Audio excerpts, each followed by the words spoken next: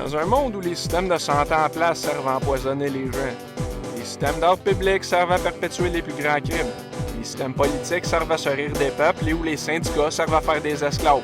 Comment arriver à ne serait-ce qu'aborder ou identifier les enjeux réels et les maux d'une société malade qui nous hante dans tous les aspects de notre existence sans utiliser le mot complot? Il suffit de regarder au-delà de la mince surface illusoire de prétendue légitimité des institutions publiques pour réaliser que le tout n'est pas cohérent avec quelque notion de moralité ou de réelle excellence. En effet, il n'y a rien d'organique dans l'établissement d'un empire bureaucratique dense et impénétrable qui se fonde et s'affermit sur la médiocrité même de ses fonctionnaires de bas niveau qui s'exercent au quotidien avec zèle à faire de leur existence un blasphème constant contre Dieu. Il faut comprendre qu'une telle supercherie, la capacité d'aider les gens à reconnaître le bien et le mal étant piétinée et méprisée, ne pourrait aboutir ni subsister par elle-même sans la mise en place d'une organisation d'une telle ampleur qu'elle requiert un financement quasi illimité déversé directement des poches profondes des pires êtres à ne jamais avoir mis pied sur la surface de la Terre qui, à l'image de leur père Satan, sont vénérés comme des dieux dans ce monde déchu.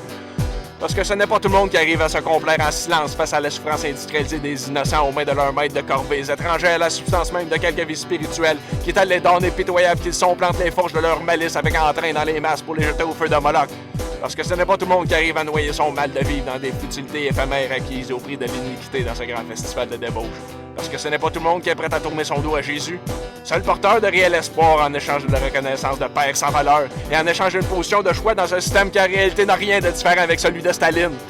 Parce que quand bien même ils nous salissent, ils font de nous des exemples publics en nous humiliant de leurs mensonges ou en déterrant tous nos torts honteux alors que nous sommes fait l'objet de leur raillerie. Qu'aurions-nous réellement à gagner en se taisant et en étouffant nous le feu de la lampe qui est seule éclaire nos pas au travers de ce monde de ténèbres irréparables qui se précipite accélérément vers sa propre destruction?